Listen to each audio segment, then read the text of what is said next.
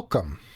In this video, I'd like to expand on a comment that I made in yesterday's video about the use of Zotero as an annotation tool. In that video, I made a comment about research questions.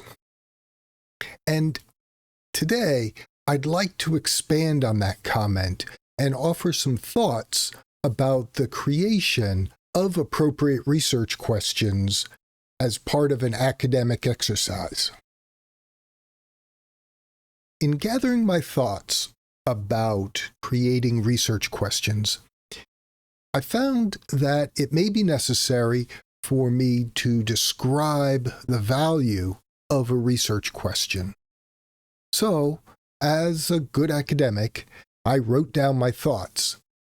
And in this video, I'd like to take a slightly different tack, and I'd like to read to you a short paper that I wrote that may help you to better understand the value of research questions. Lipowski began by claiming that both textbooks and research experts advise that creating a good research question may be the most important component of the research process. I do not disagree. Being able to limit the scope of a research project by the elucidation of a specific research objective, framed as a question, is vital to an effective research project, one that is also completed as efficiently as possible. 3 steps in the composition of research question are: 1. Draft questions that are interesting. 2. Select the single best question from those that were drafted. And 3. Create a testable hypothesis from the selected research question. While many undergraduate students will not follow the common practice of employing qualitative research to generate a hypothesis, followed by quantitative evaluation that tests that hypothesis, these undergraduate students can still benefit from the first 2 steps that Lipowski identified. Drafting a set of questions helps facilitate the creation of search strategies that can improve a student's research efficiency. Applying a bit of qualitative research in the form of a brief literature review may be necessary to select the best question from those that were drafted. However, getting to the research question as seamlessly as possible, even if a short literature review were needed, is beneficial to students who are responding to only one of multiple assignments in a course or during a semester.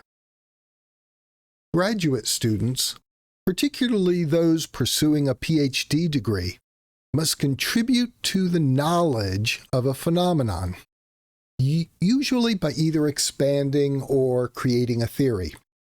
Alvison and Sandberg proposed that the principal element that leads to the development of novel, appropriate theories is the challenging of the assumption that found current theories, looking for those lapses in the logical construction of existing theories.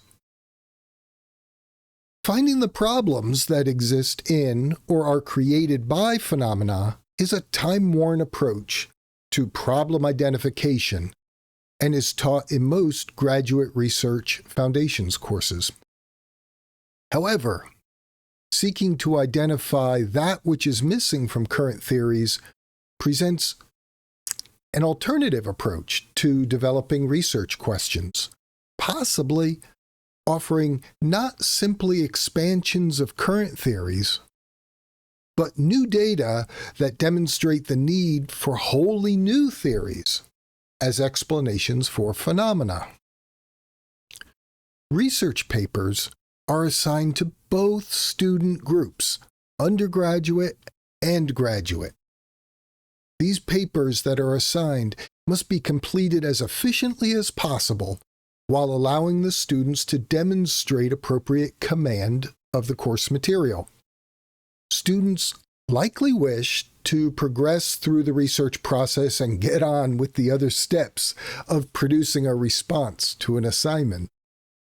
Research as a discipline in and of itself is often it's not the objective that most students have, excepting the most diehard Ph.D.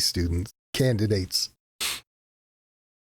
The process of conducting research is often framed by students within the context of, and only a necessary component of, producing a response to an assignment.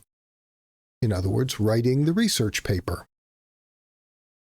Therefore, students must efficiently conduct their research activities in a manner that balances the competing needs of resource availability, such as time and effort, and producing work that meets their assignment standards.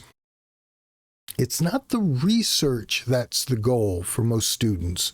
Research is a necessary process of producing a response to an assignment.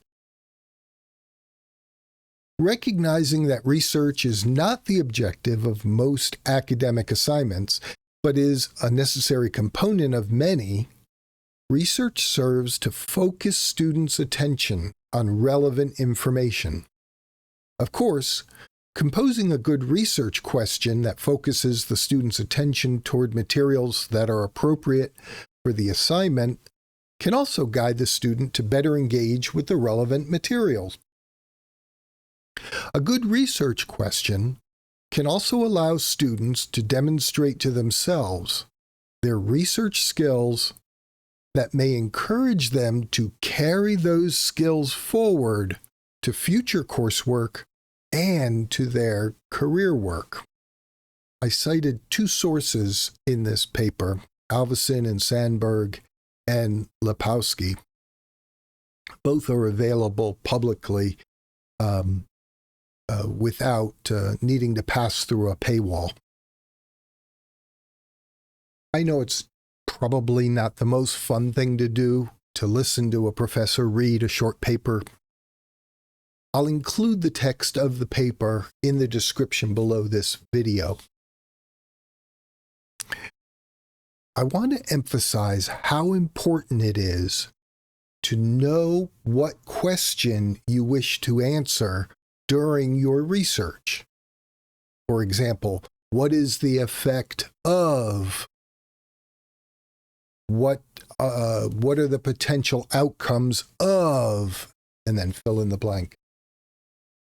Knowing what you want to learn during research is vital, and academics write their research objectives in the form of questions that are sought to be answered during the research process.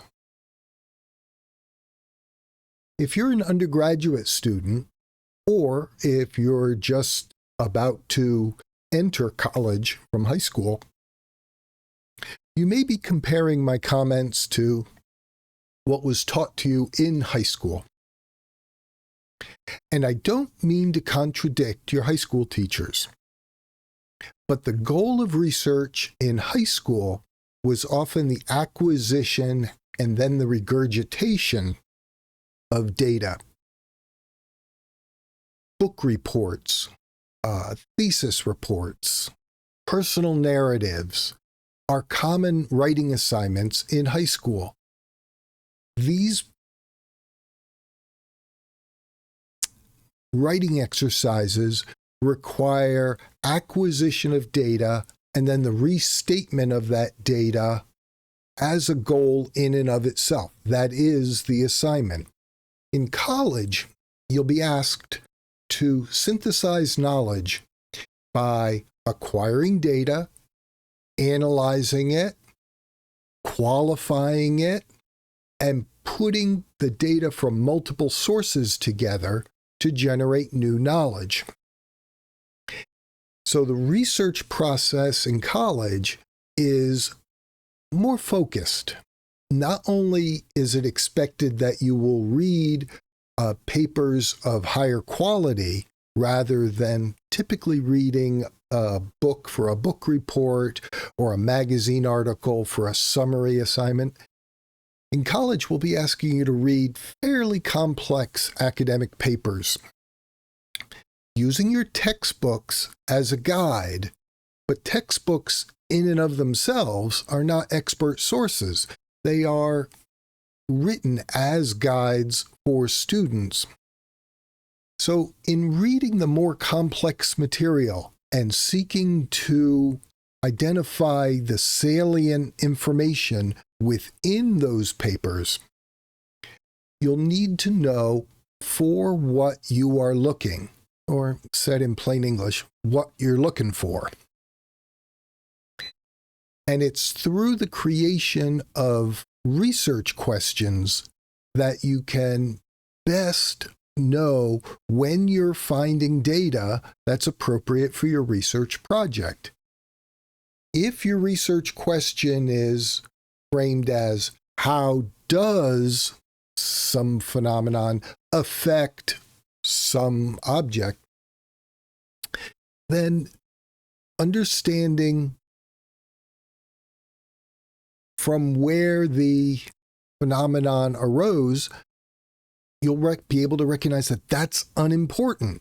Your goal is to understand how the phenomenon affects a particular object, not any object, but a particular object. For example, how does the increase in cyclonic weather activity affect the residents of Miami, Florida? Now, I literally made this up off the top of my head, but here in the Western Hemisphere, we call cyclonic weather activity either a water spout or a tornado or possibly even a hurricane. But we're looking at how these weather systems and the increase in either the frequency or the intensity of these weather systems affects population in Miami, Florida. We don't care about what's happening in Alabama or Mississippi or East Texas, any of these other areas that are affected by these weather systems. The focus of the research project is the increase in the cyclonic weather activity and the population of Miami, Florida. Having a well-framed, specific research question can actually save you time. Investing some time at the beginning of the research activity to write a set of questions and then select the best question based on an initial qualitative review of the available literature can save you a significant amount of time in the long run. You'll know which articles to not give any attention.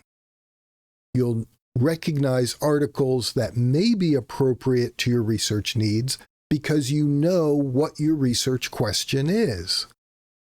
So create the research question at the very start of your research process.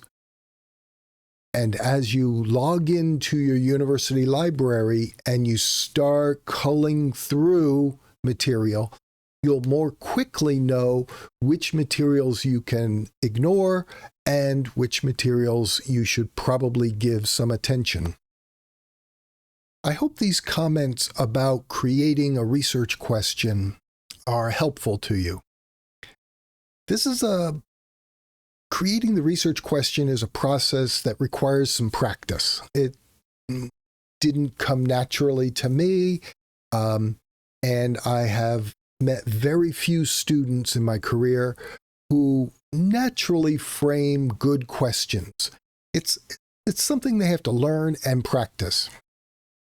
But those students who do create their research questions at the start of their projects tend to tell me at the end of the project that it was easier, faster, and a whole lot less stressful compared to those students who commented at the end of their projects that did not begin with a well-crafted research question. So I'm going to leave it at that. I wish you the absolute best in all of your research activities. I encourage you to always create a well-crafted research question at the start of your research processes. And I look forward to seeing you again in a future video. Bye for now.